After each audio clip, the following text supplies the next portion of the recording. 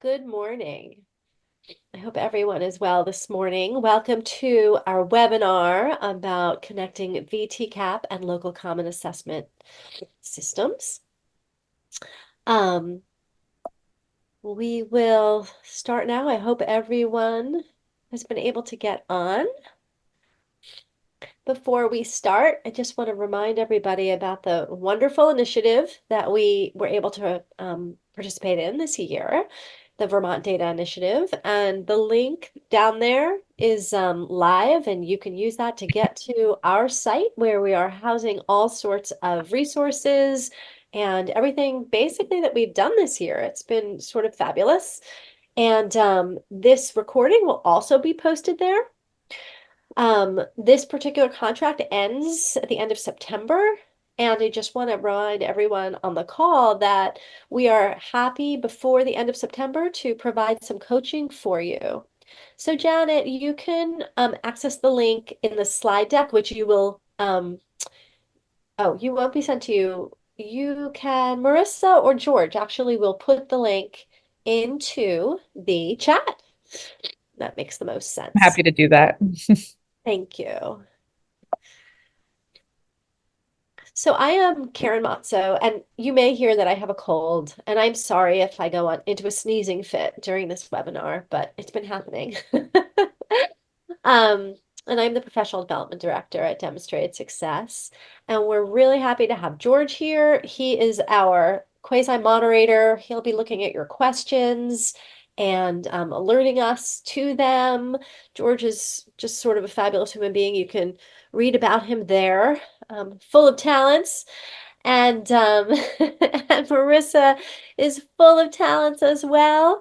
And yeah, so you can read a little bit about us. We are all doing different things at work versus our math and assessment person, amongst other things. She's a fabulous coach, and George does everything. He's been working intensely with me on our Vermont initiative this year, and we've been having a lot of fun. Okay.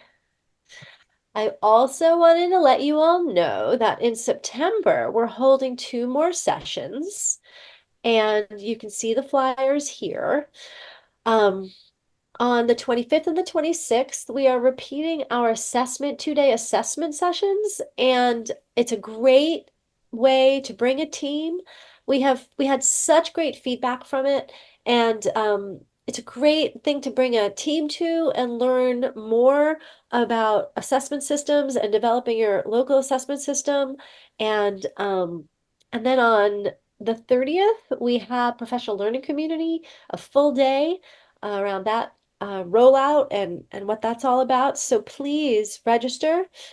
And I think sometime between now and the end of the webinar, probably George or Marissa can also put the registration links into the chat. Okay, and he's on it.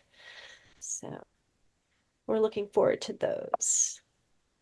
Okay, so everyone's muted. We can see, and Marissa probably has the chat up. George has the chat and the Q&A.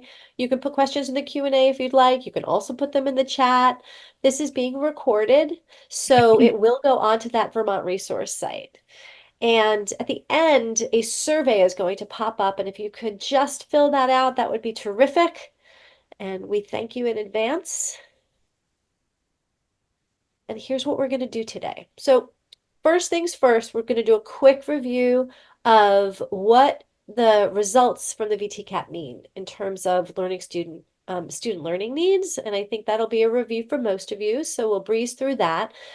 And then Marissa's going to start, and she's going to talk about how some VTCAP items are both the same and different in language and format and approach to the local instructional materials that you're using. And then I'm going to take over and talk about English language arts. And we don't have time to talk about science today, but we will talk a little bit about the learning demands of the science VTCAP. And that's it. And then we're going to talk about a little bit about developing our own instructional. That'll be woven in throughout about how to develop your own instructional and assessment strategies and tools that can be a little more aligned to make students basically more comfortable and able to show what they know and are able to do on the VTCAP. Okay. So I'm sure everyone knows this, right? The VTCAP is rooted in the Common Core standards, and it provides information about how students have mastered those, and the same similarly with the Next Gen Science standards. It's important that we all understand, and I think everyone probably does, that the VTCAP is a single measure, right? So you never want to base big conclusions or anything on a single measure. But it's a really good piece of data to look at alongside your local comprehensive assessment system information. And there's the information for this webinar we've gotten from the Cognia Vermont site. Okay, so it's all available, but wherever you see a link on a slide, there we've linked it directly to the documents that you can look at to get more information. So the overall subject scores on the VTCAP are reported in 4 levels: 1, 2, 3, and 4. And we're going to talk a little bit about what those mean. In ELA, I bolded the qualifiers, so in the indicators. So in level 4, students will show a thorough understanding. In level 3, satisfactory. Level 2, partial understanding. And level 1, an emerging understanding. Okay, so that stays the same throughout all of these performance descriptors. What you're going to see is the second half of that changes when between ELA, math, and science. Okay, so I've sort of underlined that. And this just means that if a student has scored a level 4 overall in ELA, right? They have a thorough understanding of of interpreting and analyzing text, using language and conventions, and they can write for a task and for a purpose. Just that's how you interpret those. And this is for math. So we have the same thorough, satisfactory, partial, and emerging. And but this changes to mathematical concepts and strong procedural skill, fluency, and application to solve problems. And then for science, we have making sense of phenomena and designing solutions in the science domains. Now, that was your overall score. Your overall score is divided into 4 levels. Your reporting categories. So within the items, they're diced and sliced and sorted into reporting categories, which we're going to talk about next. But what I wanted to explain to you is those levels are reported, those reporting categories are reported at 3 levels. And this image is designed to help you understand that. It's a complex thing that I can't and don't have time to explain. But really, the idea is when you're looking at your overall scores, you have a lot more questions on which to base conclusions, right? But if you're narrowing it down into a reporting category, and certainly I know that Danielle, the head of assessment at the Vermont AOE, is on this call, so chime in, Danielle, if you'd like. Basically, when you're talking about reporting categories, you don't have as many items to inform your conclusions, so they reduce the reporting categories to 3. And this is more or less roughly how it plays out, right? So that level 2, at or near standard for a reporting category, sort of sucks in some of the information, absorbs it into level 2 that you're taking from your level 4 and your level 1 in the overall category. And that's really the best that I can do right now. But that's what you need to know. And that's the broad why. Just because we don't have enough items to comfortably with confidence make a conclusion about performance. So we need to narrow the buckets. Okay, so here we have reporting categories for math. So we've narrowed it down. And you can just take a second to look at this. And obviously it's sounding really similar to Common Core standards language and clusters and domains. So that's good. And these are your reporting categories for ELA. Can I just chime in, Karen? If you could go Please. back 2 slides, I think we can quickly answer 2 questions in the chat. The Great. first is just to note that there's more details on this in the score interpretation guide on the help and support site. If you want to look at breakdown of scoring structure, thanks, Danielle. But someone else also asked how purposeful are the placements for the vertical lines on this graphic. I imagine those are not mathematical placements. Um, right. Okay. So they're roughish. They're symbolic placements. Great. Thank you. And Danielle has posted the uh the guide link, which I will put out for all. Thank you. Sorry, continue. No, perfect. Thanks, George. And thanks, Danielle. Okay. All right. And then finally, these are the science reported categories. We have our physical, life, and earth and space science. Now, we're going to move on and we're going to talk about how VTCAP items are similar and different. And we're going to go over some math practices and standards and demands from some items that what we did, since items are not readily available, our team looked at the practice items that are on your VTCAP Cognia site. And we took them and did an analysis. And for math, Marissa's going to talk through that. And then I'm going to jump in for ELA. So here we go. So the first math item is a grade 5 item. And now I'm really handing it over to Okay. you. Okay. So the first document that we wanted to link here was from Achieve the Core, which is directly correlated to the Common Core State Standards. If you've never seen this before, this for each grade level, grades K to 8, it lets us know what the major supporting and additional clusters are for that grade level. And this has an algebra track. So this is really on the track to algebra for kids to take in either 8th grade or high school. But what this does is it sort of lets us know as teachers where we really need to focus the majority of our time to get students to understand these concepts that will help us and sort of trickle out into other areas. This is linked here. This is the grade 5 focus areas from Achieve the Core. So when we were looking through tasks on the VTCAP, we wanted to choose a cluster that was a major cluster for this grade level. Yeah, so this one is linked just to grade 5, but Achieve the Core is a great website. We're going to talk a little bit about it as well, where we can find some tasks that you can use that are aligned to specific standards to give you some more options of questions you can ask your students. And that was a live link. So It is a live link. Okay. What this is here is this lets us know, and the link is directly at the bottom right, is that at the end of the year, if students score at a level 4, it lets us know what they are able to do. And really what it does is it summarizes the end result of their mastery outcomes. It can be a snapshot, and this can be used in addition with other resources. There are more pieces that go into this, of course, but this is a snapshot at, by the end of the year, what 5th graders at a level 4 can do.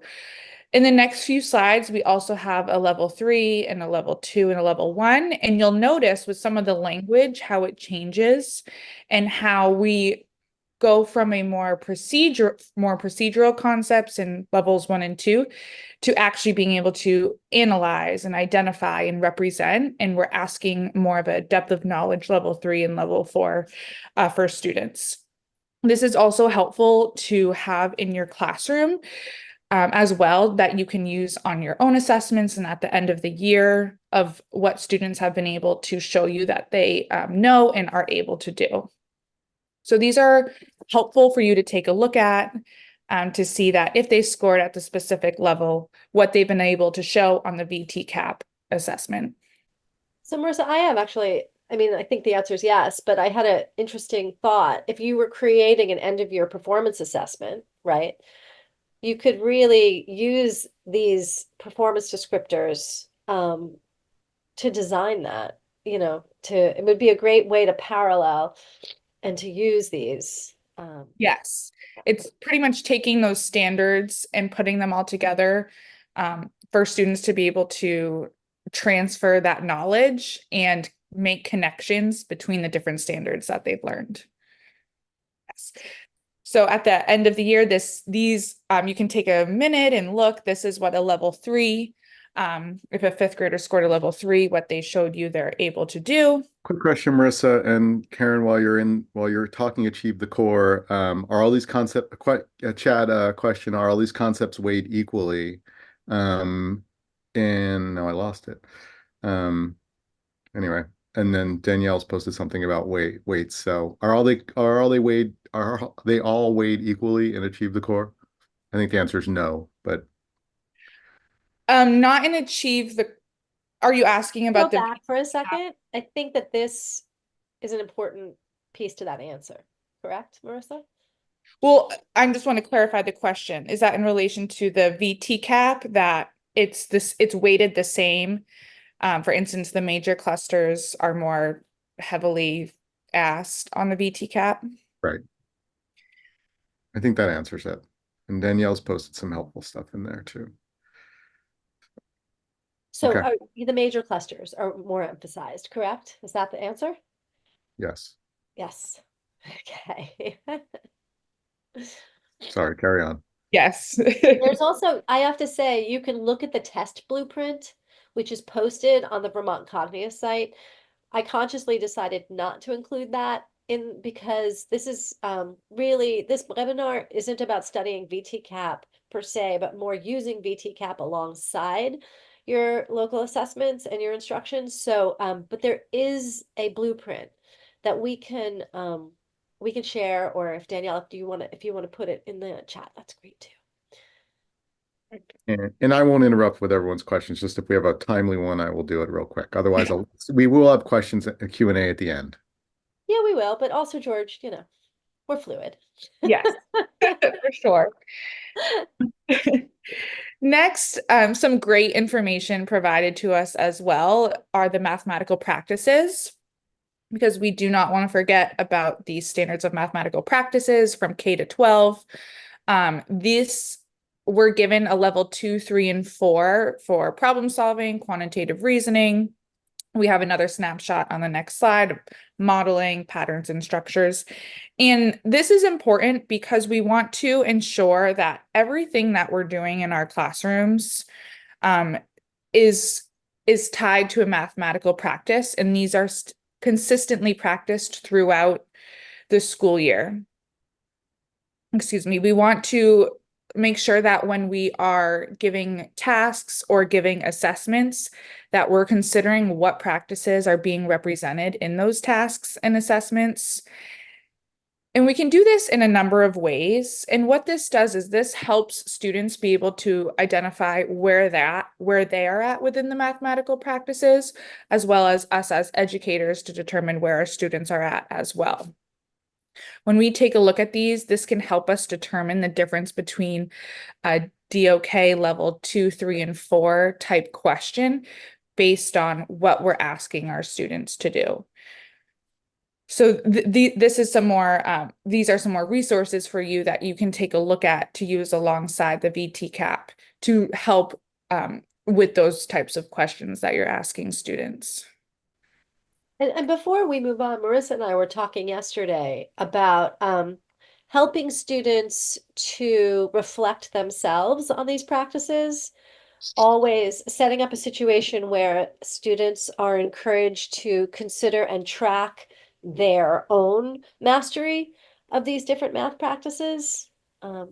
So collecting having them collect information or keeping track of them. All right, so what we did here was we took a snapshot of the practice test for the VTCAP. And this is a 3-part question. We did have to cut off the part where students actually have to answer the question, those tools just to make it fit. But what we want to do is we wanted to give you the major cluster in the standard. I know we're probably not all fifth grade math teachers here. So we're going to let you know what that is. Karen, if you want to click it. And then what we wanted to ask you was to just take a second, read through the question, and see if you can figure out the depth of knowledge that this is asking of students. And if you want to put it in the chat, just of what you think. And this is the question as a whole, so not separate. So question A, question B, and question C could be different depth of knowledge, but all together, what this question is. George, will you do us the honors of reading anything that happens to appear in the chat in response? Of course. Thank you. Being a good educator, I'm allowing for wait time. And Karen, if you want to click again, we can let them know the standard as well if they're. All right, Marissa, you might have to reveal. All right, we will reveal. Yes. You ready for the reveal? Oh, we got one. We got one from Janet. Thank you, Janet. You are correct. It is a depth of knowledge level 3 question. And this just tells us a little bit about why that comparative analysis piece. It is a multi-step problem for students where they have to build on the previous skill. They also need to explain and justify their answers.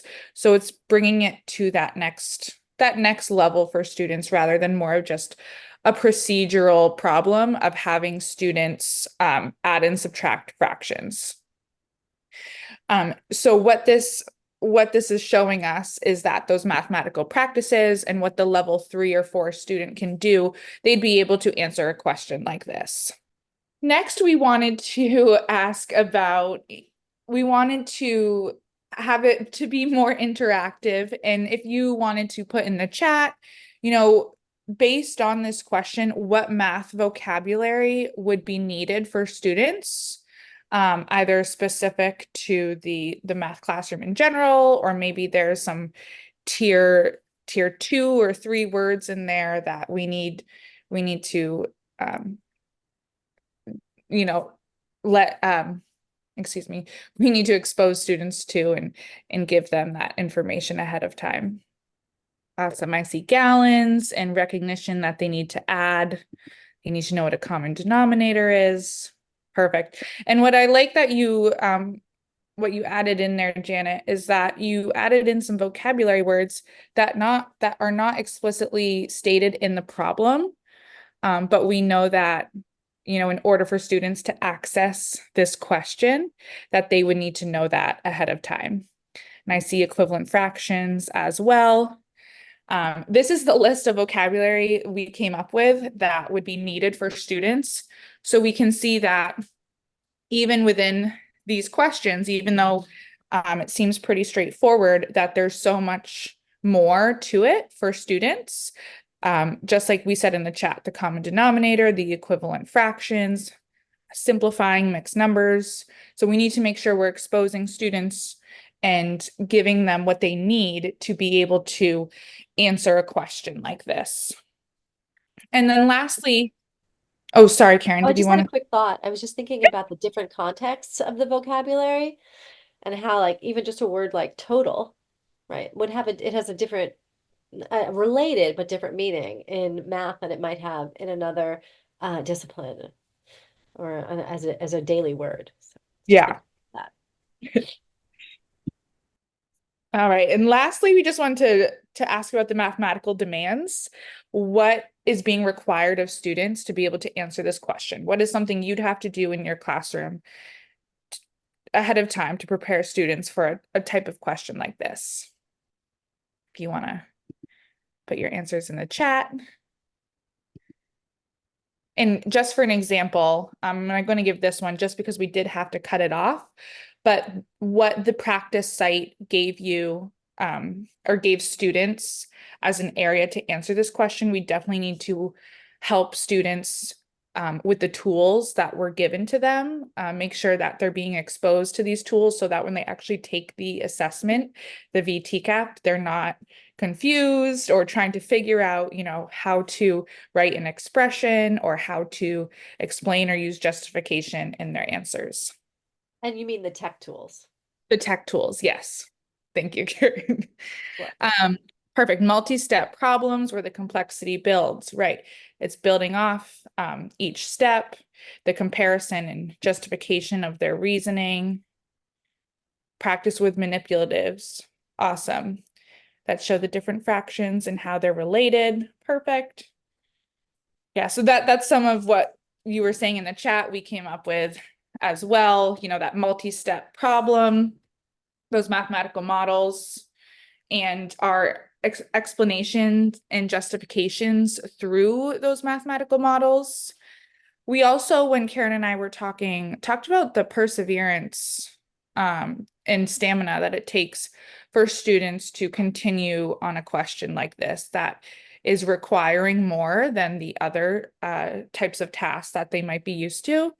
Their reading demands, of course, we know that when we are doing word problems in math, those reading demands come into play, and to determine, what information is irrelevant for this problem as well.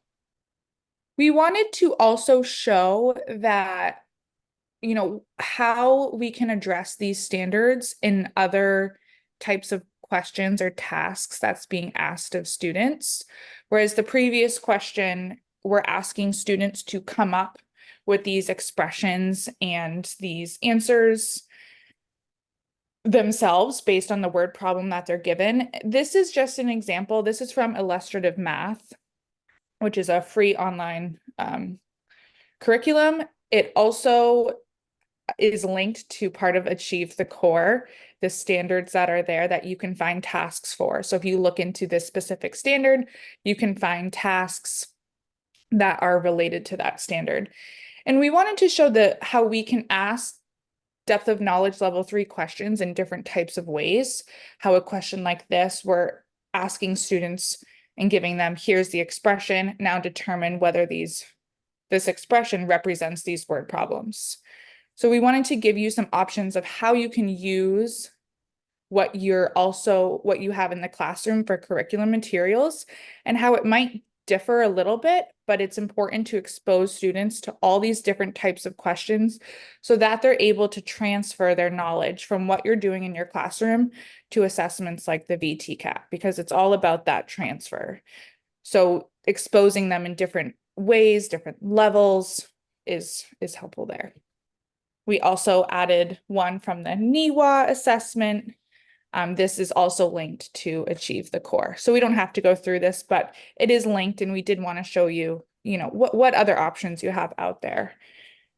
And so, Marissa, just to reinforce that, Achieve the Core, can you just describe how you went into Achieve the Core and then you ask for a specific standard and they'll give you items? Is that? Yeah, so when you're in Achieve the Core, there's something called a coherence map. And as soon as I'm done talking about the math portion of this, I can put that link in there.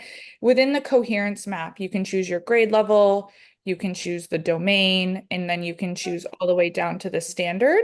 It maps the standard to prerequisite skills as well as to where that standard is going for students. And then it gives you tasks and items related to that standard from online materials. It's also great that we had those performance descriptors for the level 4, 3, 2, and 1 student for the the end of the year. This is what students can show you they can do. We're also given that information for the specific domains of math for numbers and operations fractions. And what this is great, I like to think of this because if we're seeing that students are not performing, maybe where we know they can perform, we can ask ourselves, maybe we've been teaching to just a level 2. We've only been asking questions that that pertain to a level 2 type answer, which is more procedural. Whereas this level 4 and then even level 3, again, we're asking students to do more. We're asking them to interpret, we're asking them to explain their answers, create stories. So we're asking more, we're requiring more rigor from our students with these types of these tasks that we're given. So for each domain, we do have the level 2, level 3, and level 4 student that's directly aligned with those standards and what we're asking of students.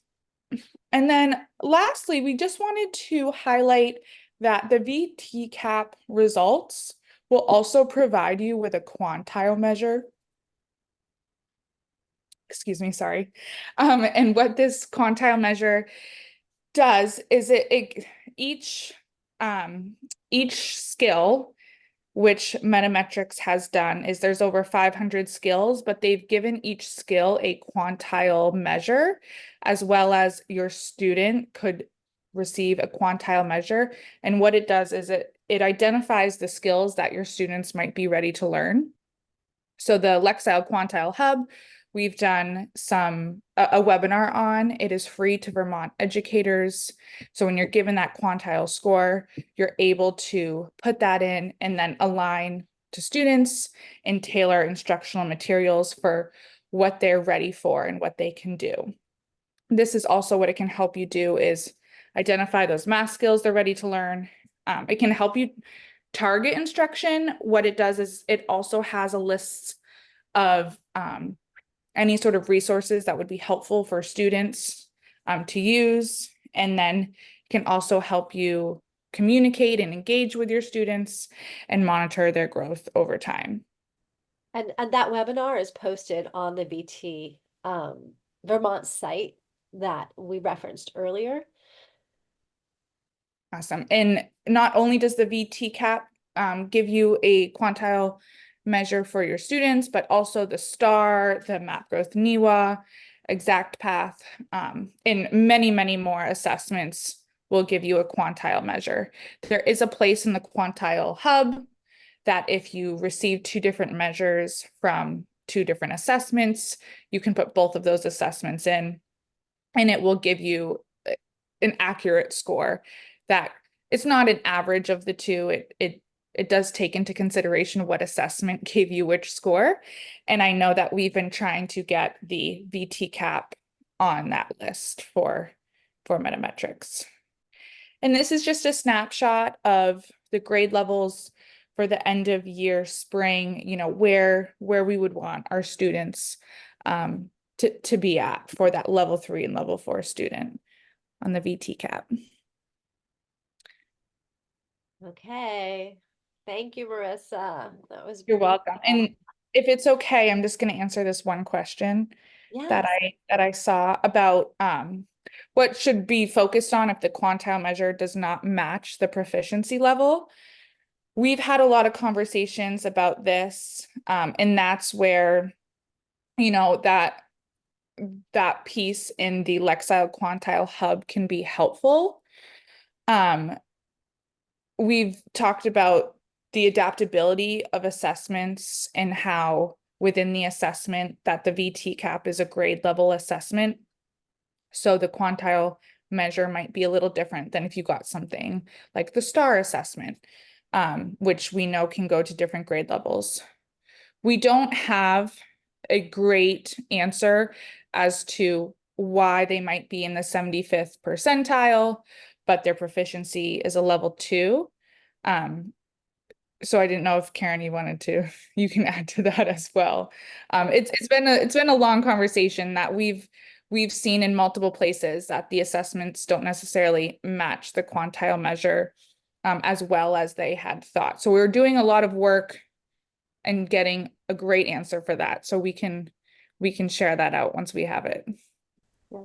It's and Marissa and I did talk about it, and this idea that for a third grader who's only given third grade items, your Lexile or your Quantile would come out one way. This is what you just said, Marissa, right? And that STAR is, since it goes up and down, the questions depending on the student response can go higher than grade level. that potentially your quantile might be higher from the star than it might be at the VTCAP. But that was a projection on our part, so we will investigate that question further. Okay. All right.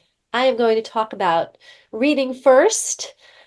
We chose to look at grade 3, and a lot of this Marissa already mentioned, but here are your performance descriptors for reading only.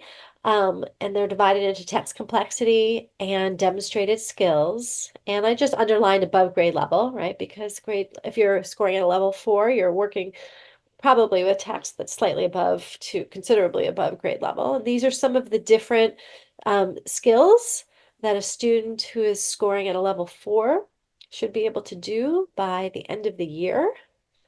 And again, there's the link here that you can access this document. And we have the level 3 and 2. And again, like Marissa said, as you move toward level 1, the capacity of the student's performance sort of narrows, and you will see more language that's focused around depth of knowledge 1 and 2. Okay. So I also wanted to show you the listening and speaking performance descriptors. And this is one thing that I have found. Well, I'll talk about that in a little bit, but here they are, level 4, and level 3, and 2 and 1. So the item that we have here is a speaking and listening item, and the standard is ask and answer questions about information from a speaker. And then in addition to that, we have it's the other domain is reading informational text, and this item is about key ideas and details, and you can see it's standard 1. And I'm going to give you a second just to look at the item.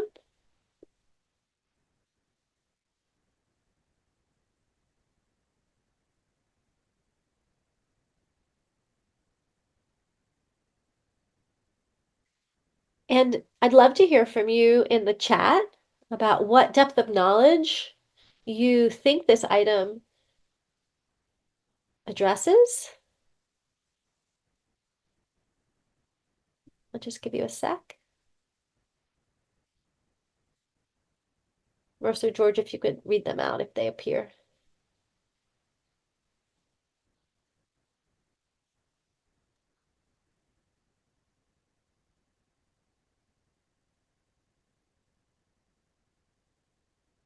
It's an easy one.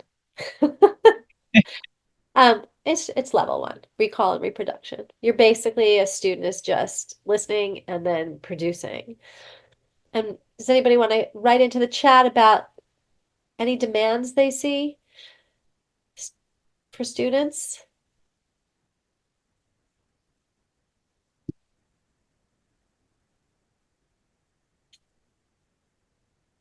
Certainly the technology piece.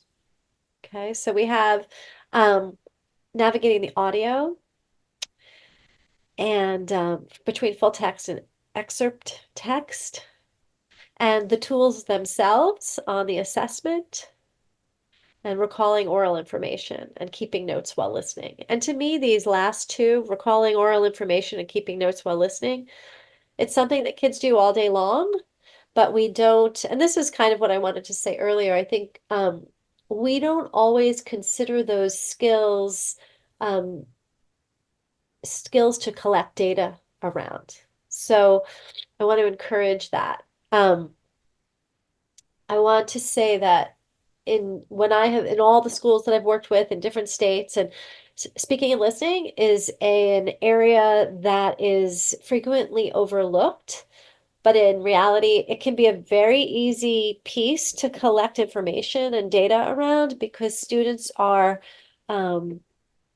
utilizing speaking and listening skills all day. It's just a question of making it explicit and collecting information around their performance in speaking and listening.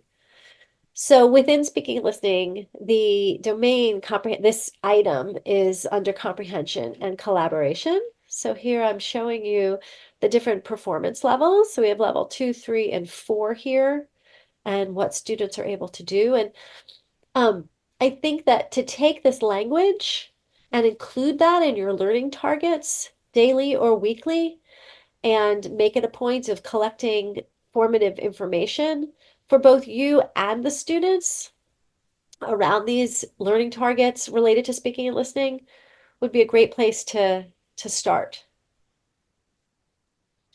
And in addition, in that previous item, key ideas and details obviously was being assessed. And we have the level 2 and level 3 descriptors here for key ideas and details.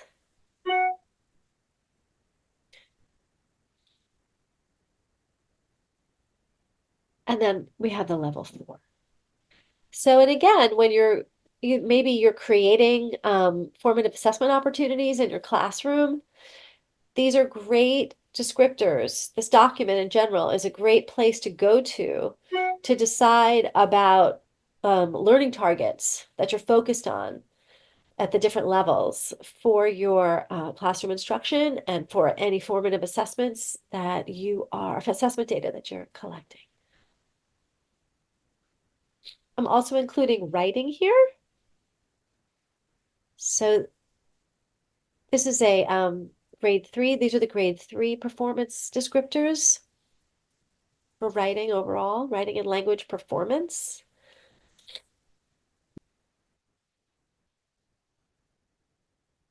And we have the grade 4, that was level 4, and level 3 is written out here. And again, you can see the depth of knowledge, the differences. I thought it was interesting, just to go back for a second, just even this concrete information here about 2 or more paragraphs, that's a good guideline. And then for level 2, we have a paragraph that's so concrete. Not that it's the most important piece of information, but it's a very concrete piece of information that you can go for if you have kids that are struggling. Just in terms of, Marissa spoke about perseverance and in writing that comes into play intensely. So this is a grade 3 writing item. And you can see here that there are 2 passages that are included in the item. This is a DOK 3 strategic thinking item. And a student is asked to write a multi-paragraph again, so at least 2 paragraphs or more, and for a specific purpose, focus, tone, voice, audience. And so I'm going to ask you to think about what are some of the demands in this item that you are noticing. And if you could write that into the chat, that would be great. You see any magic appearing, Marissa, George? I do not see any magic appearing. Okay. I'm going to share it with you then. All right. So, those are some of the demands that we uncovered. Again, using the tools from the assessment itself, some of the vocabulary, such as passage, as in the text, and navigating between 2 passages. Obviously, the reading is a demand, which can be modified if a student needs that to happen and has permissions for modifications. Um, and the craft and complete sentences and transition words and some of the vocabulary here we see, which is huge, using the vocabulary of purpose, focus, tone, voice, and audience. So this is all language that we would want to integrate into our writing instruction, as well as using 2 passages, having students practice working with 2 passages together, and identifying places in a passage. So like where we have the first sentence numbered 1 and then the second paragraph numbered 2, practice going back into a text to answer questions.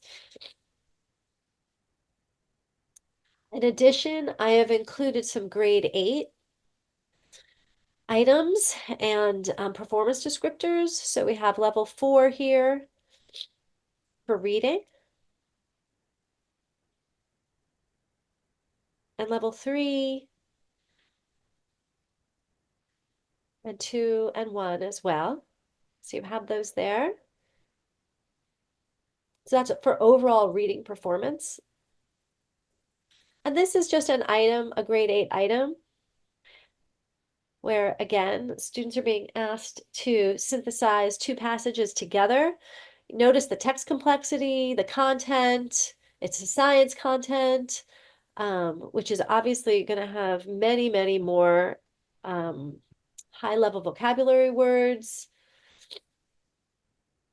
And the standard there on the right, reading informational text, craft, and structure, analyze in detail the structure of a specific paragraph in a text, including the role of particular sentences in developing and refining a key concept. That's hard. It's very, very demanding. So we're analyzing. And by the way, the word analyze in and of itself is a challenging word for eighth graders.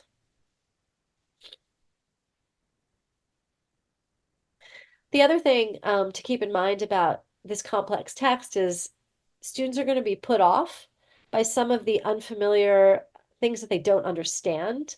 And I think that it's very good to teach students and to support them actively through text annotation and direct instruction and doing think alouds and read alouds with them to model how to move through a text where there's information in there that they may not understand and there's unfamiliar vocabulary and even math concepts here.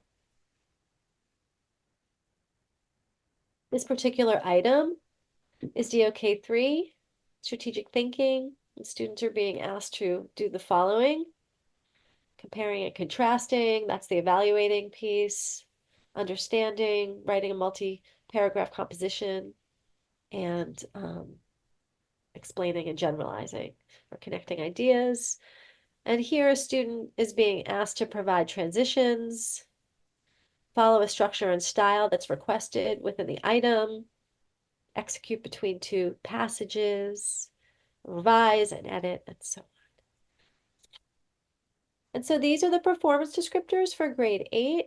And at a level 4, you can see what a student should be able to do.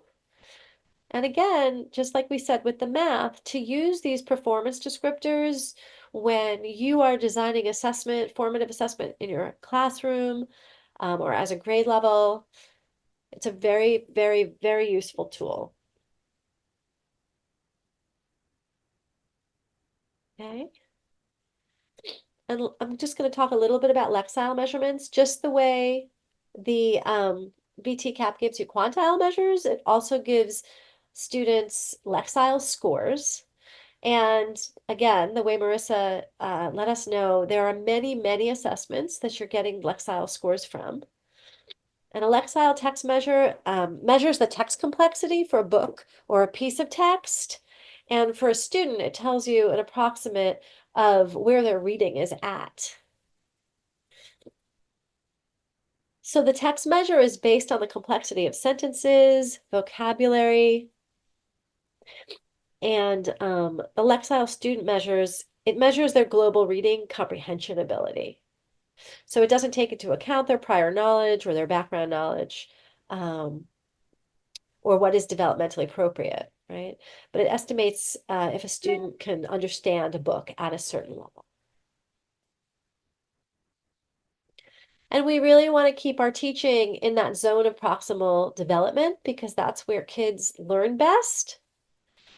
So Lexile measurements are really quite important, and the Lexile scores that you get from the various assessments that you use can be used on that Metametrics site to find appropriate grade level books. You can take text. I actually took the text from the sample items and put them into the Lexile measurement tool. And I was relieved to find that the text in the questions and the sample items were actually completely on target for the grade level that they were designed for. So that was nice to see since it's your state assessment. Um, So I encourage you to go to Metametrics, to the Lexile and the Quantile sites, and use those resources. And just like Marissa was showing you, here's some appropriate Lexile scores for different grade levels for their spring. And it goes all the way up through grade 12.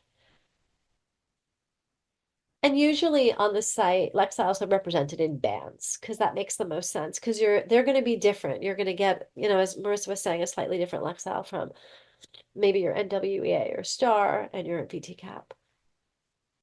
So before we And, get, and Emily has posted the link to the Lexile and Quantile Hub in the chat.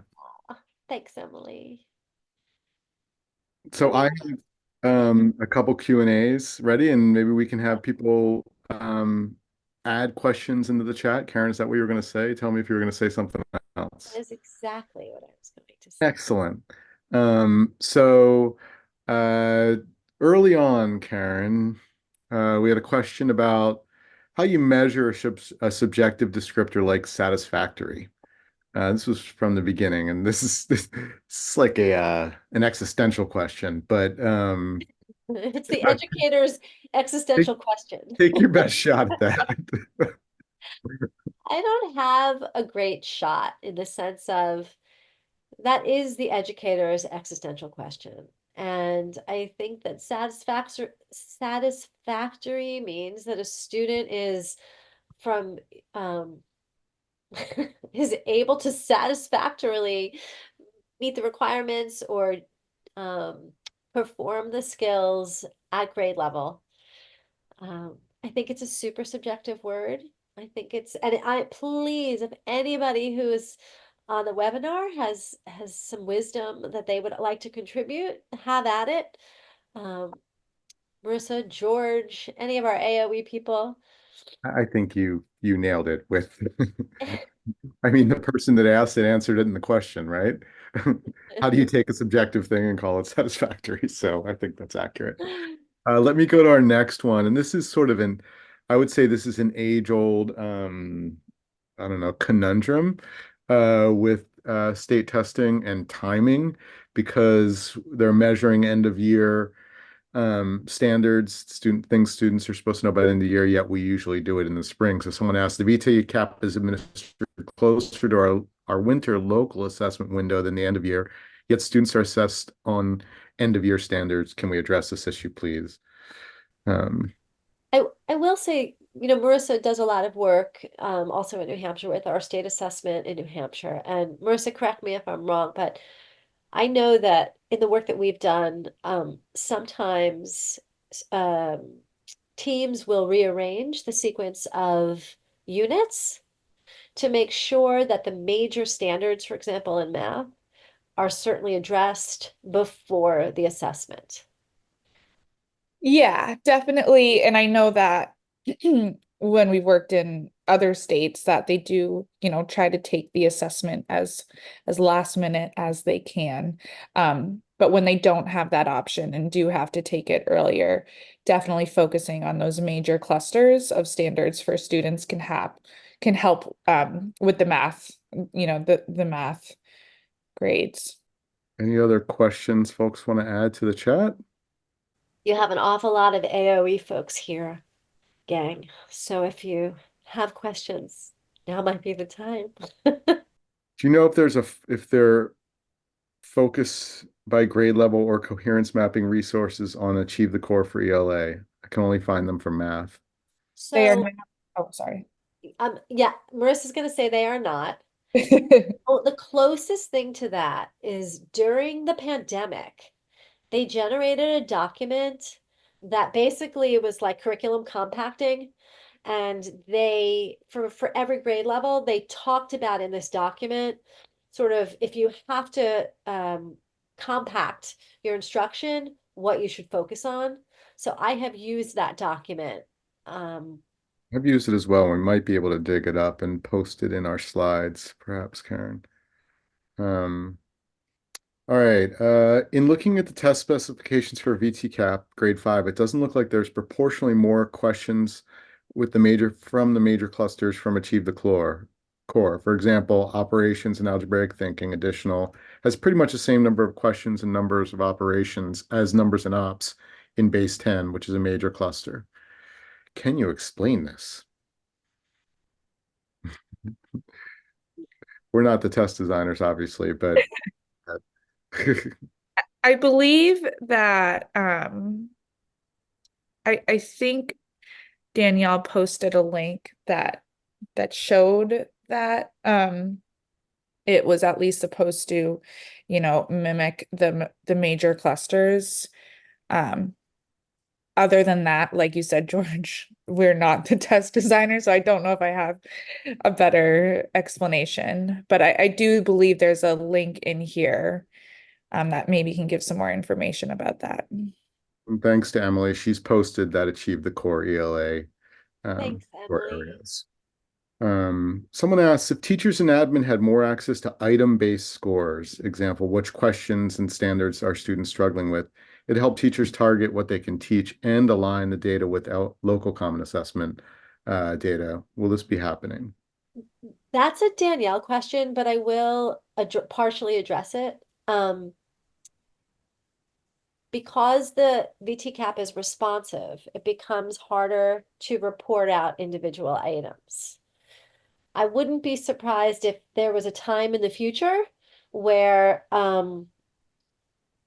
there was modulars or interims where you could administer, they develop a lot of different assessments where you could administer a similar, related assessment, shorter assessment to the VTCAP and then report out and that might report out the items. But it is my understanding from Danielle that that is not where Vermont is at with their VTCAP.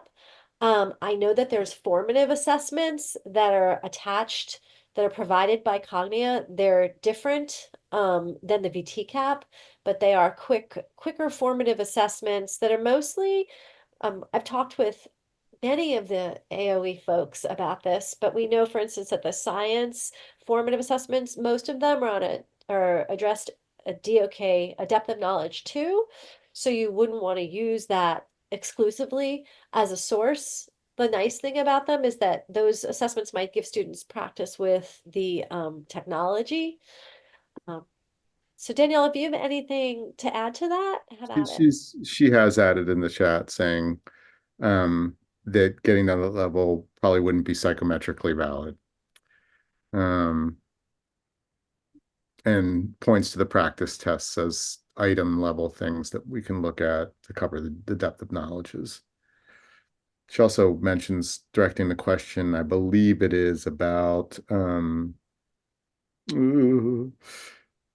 well, directing questions to AOE at statewide assessment at Vermont. I think it was about the alignment between this and Achieve the Core and content area focus. So, okay. Any more? No, and it's 10:30. It's never So happened. if they have remaining questions, what can they do, Karen? They can reach out to us. And if we can't answer them, we will forward you to probably Danielle.